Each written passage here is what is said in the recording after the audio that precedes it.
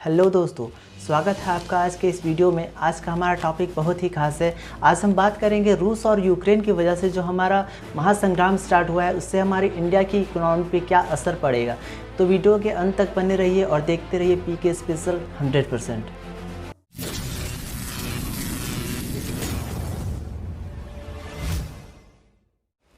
दोस्तों, रसिया और यूक्रेन के बीच जो युद्ध स्टार्ट हुआ है, जो वॉर स्टार्ट हुआ है, उससे पूरे विश्व में एक पैनिक सा माहौल क्रिएट हो गया है।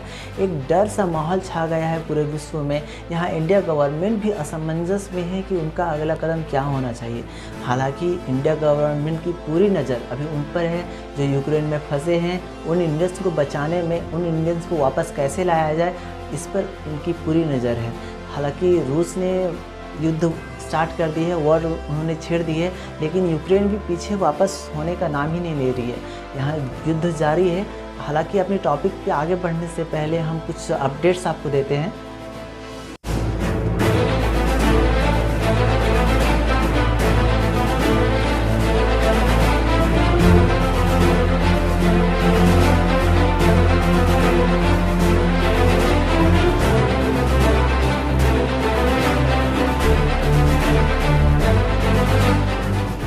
रूसी सेना द्वारा यूक्रेन पे हमले से बहुत सारे लोग घायल हो चुके हैं, बहुत सारे लोग मारे जा चुके हैं। यूक्रेन का राष्ट्रपति का कहना है कि अभी तक 137 लोग मारे जा चुके हैं। महाराष्ट्र सरकार में आदित्य ठाकरे ने कहा है कि यूक्रेन में फंसे उन इंडियंस को जल्दी से वापस कैसे लाया जाए, इस योजना की तत्काल तैयारी की जानी चाहिए। उन्होंने कहा है कि हमने केंद्र सरकार से मांग की है और हमें विश्वास है कि केंद्र सरकार बहुत जल्द ही इस योजना पर पहल करेगी और हमें इसी हिसाब से जानकारी देगी। यूक्रेन में फंसे भारतीयों का एक समूह जो 26 फरवरी को विशेष उड़ान के तहत नई दिल्ली पहुंचेगी। विदेश राज्य मंत्री और मुरलीधरन इन लोगों की अगवानी करेंगे। यूक्रेन में फंसे एक भारतीय छात्र का कहना है कि हम यूक्रेन के पूर्वी इलाके में एक अंडरग्राउंड स्टेशन में हैं। हमें यह नहीं पता है कि हम बचाव स्थल पर कैसे पहुँचें। भारतीय वायुसेना के प्रवक्ता विंग कमांडर आशीष मोघे ने कहा है कि हम भारत के नागरिकों को यूक्रेन से वापस लाने के लिए हर आवश्यकता के लिए तैयार हैं। यूक्रेन के रक्षा मंत्रालय ने यह दावा किया है कि हमारी सेना ने 1000 रूसी सैनिकों को मार गिराया है। रूस की सेना ने यह दावा किया है कि यूक्रेन की राजधानी कीव पर उन्होंने कब्जा कर लिया है। यूक्रेन में फंसे एक छात्र की मां रेणु गुप्ता ने सरकार से अनुरोध किया है कि वहाँ फंसे हर छात्र को यूक्रेन की सीमा पर सुरक्षित वापस लाया जाए। हालांकि वर्तमान स्थिति के चलते वे अभी तय नहीं कर पाए हैं कि किस तरह से उनको सुरक्षित वापस लाया जा सकता है। कर्नाटक सरकार ने बताया है कि राज्य के 346 लोग युद्धग्रस्त क्षेत्र में फंसे हुए हैं। हालांकि उनको लाने का पूरा प्रयास किया जा रहा है।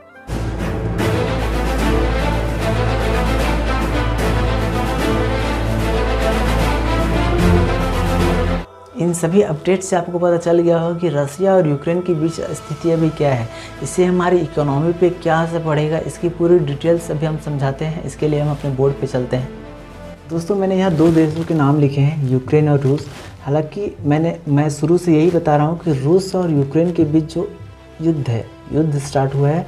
हालाँकि ये सिर्फ दो देशों का मामला नहीं है, यहाँ पूरे विश्व का मामला है, यहाँ पूरे वर्ल्ड का मामला है। यूक्रेन को हेल्प करने के लिए यूएस आगे आना चाहता है, पर यूएस अभी तक आगे आया नहीं है। यूएस हर संभव प्रयास कर रहा है कि यूक्रेन की हम मदद करें, लेकिन अगर यहाँ यूएस यूक्रेन की मदद करता है तो यहाँ चाइना भी पीछे हटने वाला नहीं है। यहाँ चाइना सीधे रसिया की मदद करेगा। अगर चाइना यहाँ आगे आ गया रसिया की मदद करने के लिए तो यहाँ ये आगे हो जाएगा। अगर यूएस सिर्फ यूक्रेन की मदद करता है तो ये आगे हो जाएगा। लेकिन अगर यूएस ने सिर्फ यूक्रेन को मदद किया और ये चाइना ने देख लिया तो चाइना भी पीछे हटने वाला नहीं है। चाइना सीधे रूस की मदद करेगा।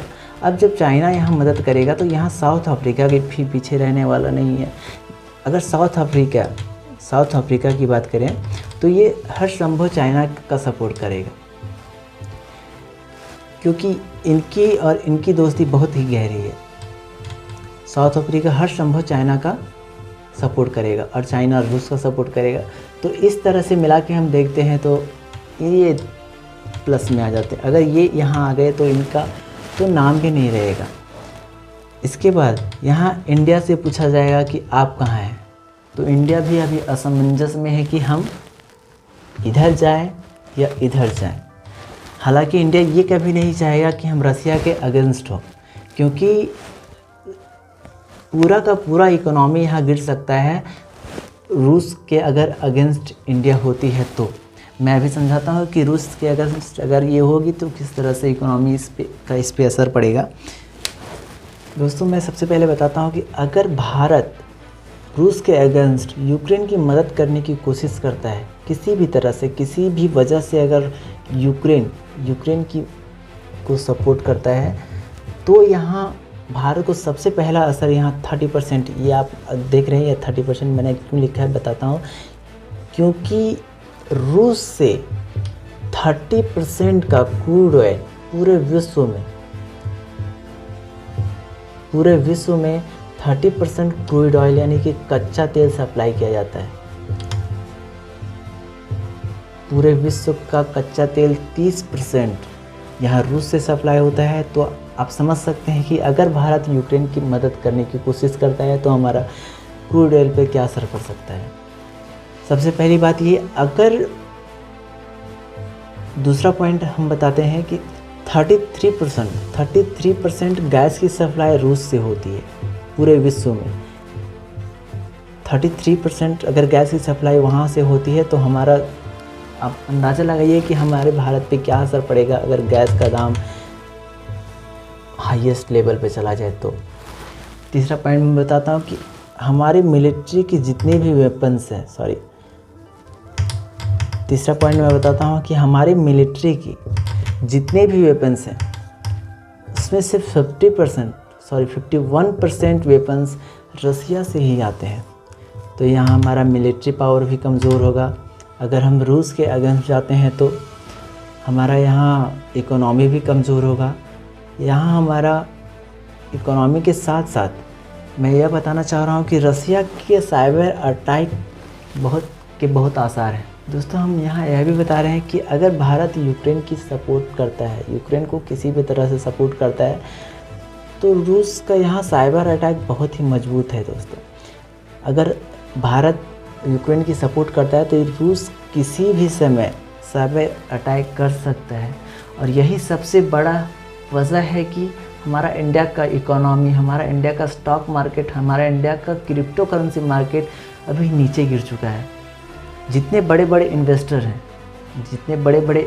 हैं, मैं भी आपको समझाता हूँ, जितने बड़े बड़े जो स्टॉक मार्केट में करते थे, जितने बड़े बड़े इन्वेस्टर क्रिप्टो करेंसी मार्केट में इन्वेस्ट करते थे, वे हर इन्वेस्टर अभी साइबर अटैक से बचने के लिए उन्होंने पैसा को निकाल लिया है और उन्होंने एक सेफेस्ट वे पे इन्वेस्ट कर दिया है। जैसे मानो अभी उन्होंने गोल्ड में कर दिया है, गोल्ड एक सेफ जोन है। उन्होंने अभी क्रूड ऑयल पे कर दिया है, जो मैं भी आपको बताया रसिया की 30% जो सप्लाई होती है क्रूड ऑयल पूरे विश्व में 30% की होती है। तो सबसे जो बड़े बड़े इन्वेस्टर हैं उन्होंने अभी यहाँ से स्टॉक मार्केट से पैसा निकाल के, क्रिप्टो करेंसी मार्केट से पैसा निकाल के अभी उन्होंने गोल्ड पे, क्रूड ऑयल पे, इन सभी चीज़ों पे पैसा लगा दिया है। यही वजह है कि यहाँ गोल्ड और क्रूड ऑयल की कीमत में बढ़ोतरी हुई है और फंस गए हैं वे इन्वेस्टर जो छोटे हैं, जो थोड़े बहुत मुनाफे के लिए वो क्रिप्टो में या तो स्टॉक मार्केट में यहाँ इन्वेस्ट किया करते थे। दोस्तों, हम यह भी बता देते हैं कि अगर दिन होता है तो रात भी होती है, अगर खुशी होती है तो दुख भी होता है। दोस्तों, मैं यहाँ एग्जांपल इसीलिए दे रहा हूँ कि अगर मार्केट आज गिरा है, हमारे वॉरेन बफे ने कहा है कि अगर मार्केट किसी भी वजह से नीचे गिरता है, सेंसेक्स किसी भी वजह से टूटता है, तो बहुत ही जल्दी बाउंस बैक भी देखने को मिलता है। दोस्तों, इसीलिए आप इन्वेस्टर जो इसमें फंसे हुए हैं फिर इनकी टेंशन मत लें, क्योंकि अगर जिस भी वजह से अगर यूक्रेन और रसिया के बीच जो युद्ध हो रहा है, अगर वो किसी भी वजह से अगर उस युद्ध पे विराम लगता है तो बहुत ही जल्दी इस stock market, crypto currency market, हमारी इकोनॉमी बहुत ही जल्दी सुधर जाएगी। इसीलिए आप टेंशन ना लें और संयम रखें, धैर्य रखें, बहुत ही जल्दी आपको बाउंस बैक देखने को मिलेगा। आप भगवान से प्रार्थना करें, हम सभी भगवान से प्रार्थना करें ये कि वॉर सिचुएशन आगे ना बढ़े, ये युद्ध आगे ना बढ़े। अगर ये युद्ध आगे बढ़ता है तो यहाँ वर्ल्ड वार सिचुएशन क्रिएट हो सकता है, जो हम नहीं चाहते। हम क्या, पूरा विश्व नहीं चाहता कि यहाँ वर्ल्ड सिचुएशन यानी वर्ल्ड वार सिचुएशन क्रिएट हो। तो हम भगवान से प्रार्थना करते हैं कि यहाँ वर्ल्ड वार सिचुएशन क्रिएट ना हो, ये युद्ध स्टार्ट जहाँ हुआ है वहीं ख़त्म हो जाए और जल्दी ही ख़त्म हो जाए, ताकि हमारा इकोनॉमी जल्दी सुधर सके। दोस्तों, हमें लगता है कि आज की जानकारी बहुत ज़रूरी थी जो आपको हमने बताया। दोस्तों, उम्मीद है कि ये वीडियो आपको अच्छा लगा होगा। अगर अच्छा लगा होगा दोस्तों तो वीडियो को एक लाइक कर दें और चैनल को ज़रूर से ज़रूर सब्सक्राइब कर ले दोस्तों, और वीडियो को शेयर करना ना भूलें। दोस्तों, मिलते हैं हम अपने अगले वीडियो में, तब तक के लिए जय हिंद, वंदे मातरम।